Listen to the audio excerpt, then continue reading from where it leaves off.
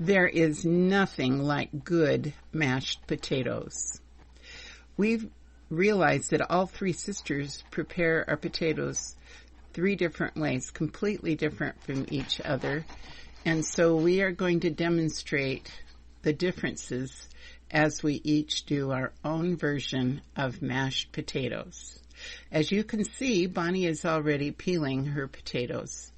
She will then continue to prepare her potatoes for mashing.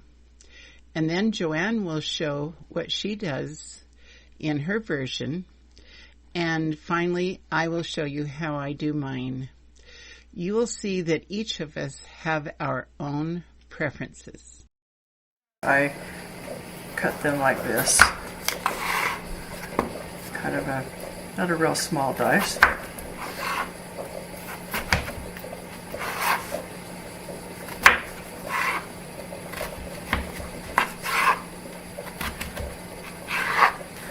And then I will put them in boiling water.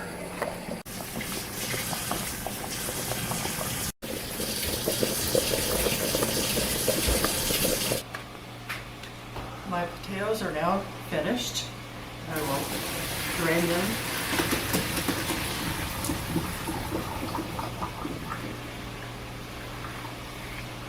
So now I've drained them, but my recipe, you need to cool them because the recipe that I have is to make the mashed potatoes freezable. And I'm cooling it down because one of the ingredients in it will be an egg. My mashed potatoes now are cooled off enough, it's probably about warm, so that when I add the egg, it won't be scrambled or cooked. So the first thing I'm going to do is mix the potatoes without anything in it so that they're nice and fluffy first.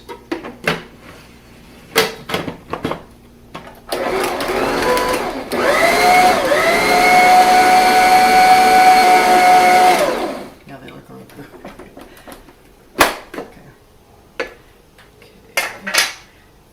Then I will add, this is 1.5 cups of cream cheese, and I've cut it up in little chunks to make it mix a little easier. And 1/2 teaspoon of salt, and this is 1/2 cube of butter. And I'll go to that point there. Oops.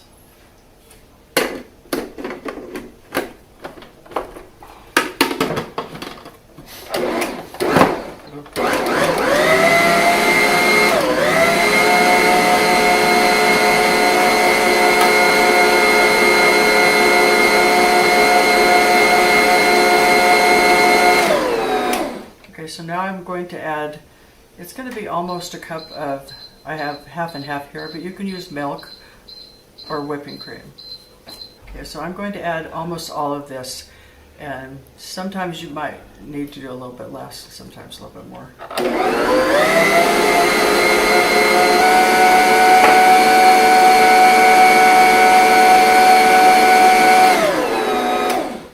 Bonnie, how much cream cheese did you add? I forgot. 1.5 cups. Yeah. So it's looking like this doesn't need a whole lot more. So I will stop with about 1/2.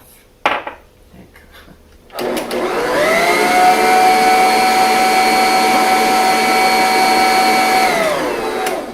And lastly, I will add this egg.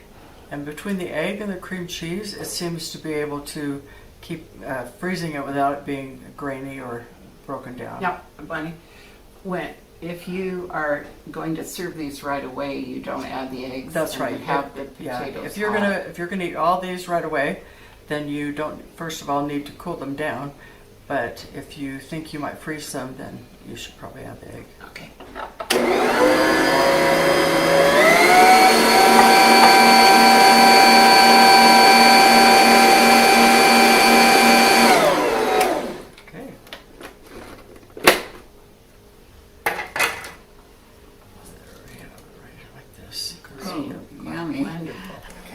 So when I'm making mashed potatoes, I just slice them about 1 inch thick.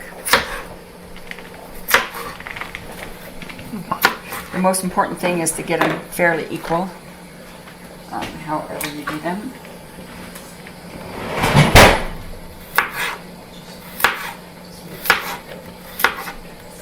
My inch might be more like a half inch.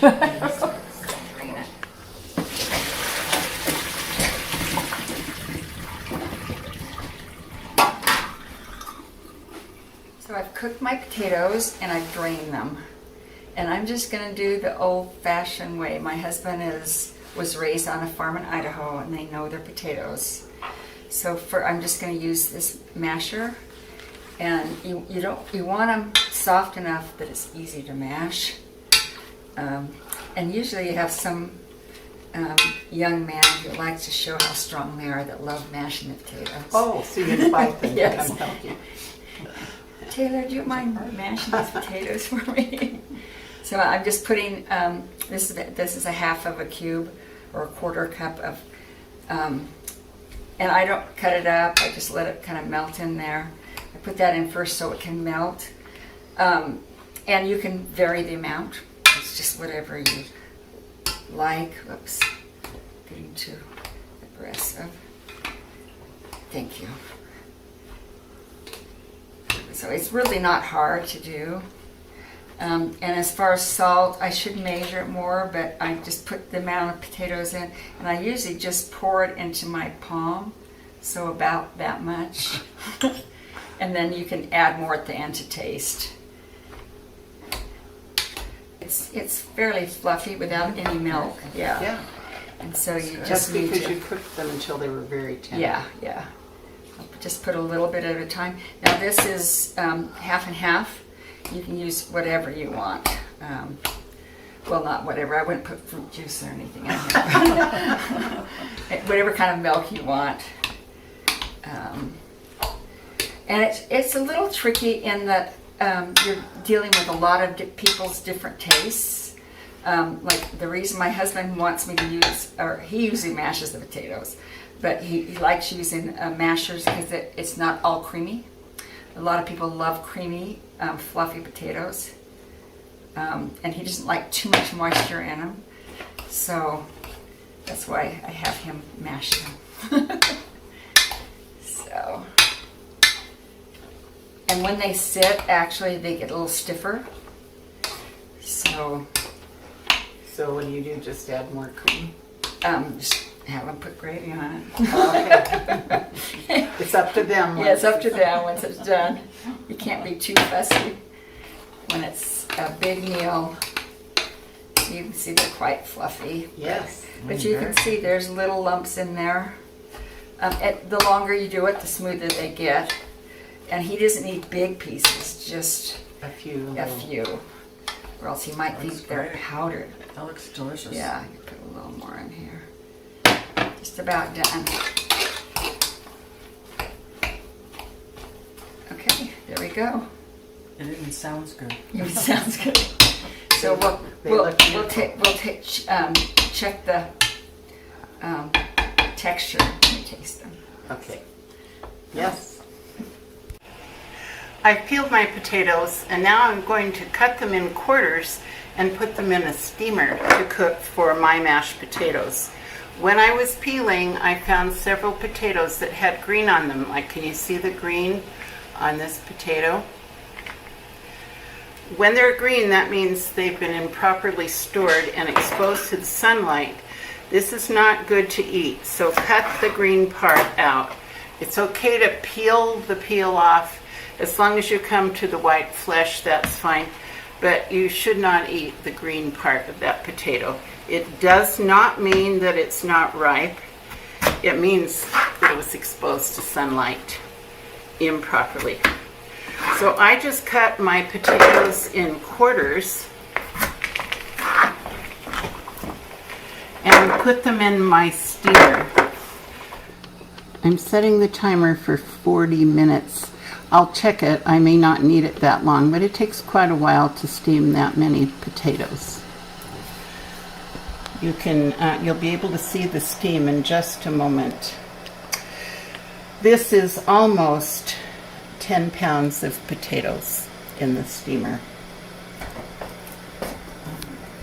I put 5 pounds of potatoes from the steamer right into my Bosch bowl, and already waiting in there is 2 teaspoons of salt, a half a cup of butter, and 8 ounces of cream cheese, just waiting for those babies. So I'm going to put it in my Bosch bowl. I have it, I'm using my dough hook.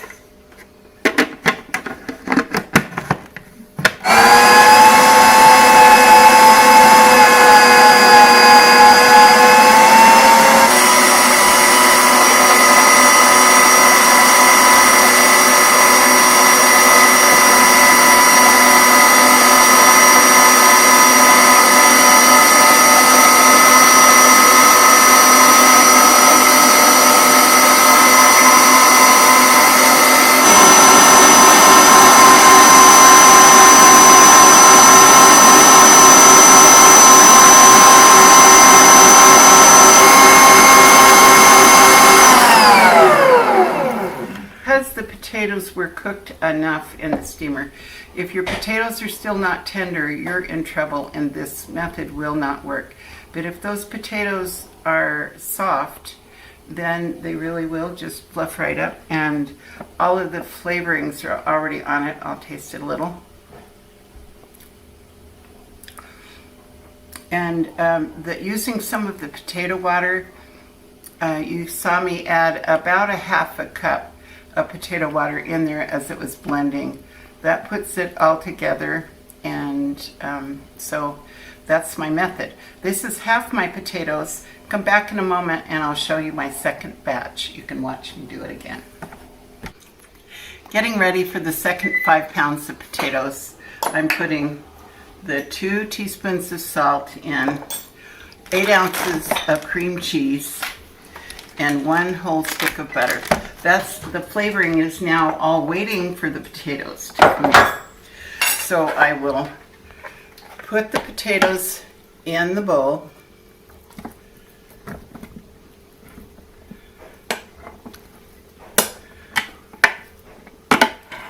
You could see from the first batch that I'm going to need some water. You don't always need to add water in your batches. It depends on how much water has been absorbed during the steaming, and it depends on your mood. So I'm starting with a few tablespoons, and here we go for part 2.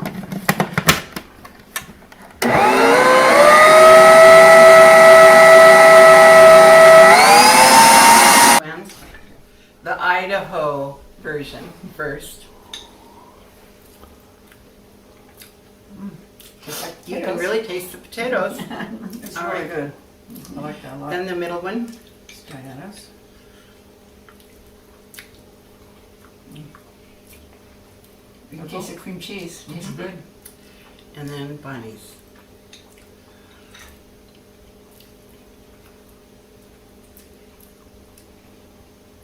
Excellent. I really think they all 3 were. I know. And I do heat this up, it just cools off. Yeah. Oh, good. I was going to ask that off camera. I think they're great. They're all Yes. good. This I is do more too. plain. This seems more cream cheese. To me, I can taste cream cheese more in this. But there's actually more This- cream cheese in Bonnie's. Yeah, I don't know. Maybe I don't know. But do you agree? This tastes the flavored cream cheese a little more I bet than that. Bonnie's was diluted with the cream because I didn't put any cream in Oh, mine. maybe. But they're all. I mean, They're all delicious. Our main hope is that you will not be intimidated by the idea of making homemade mashed potatoes, and yet not feel guilty if you buy them already done. The thing is, there are many ways to cook the potatoes, and they're all good, and you just want a delicious dinner.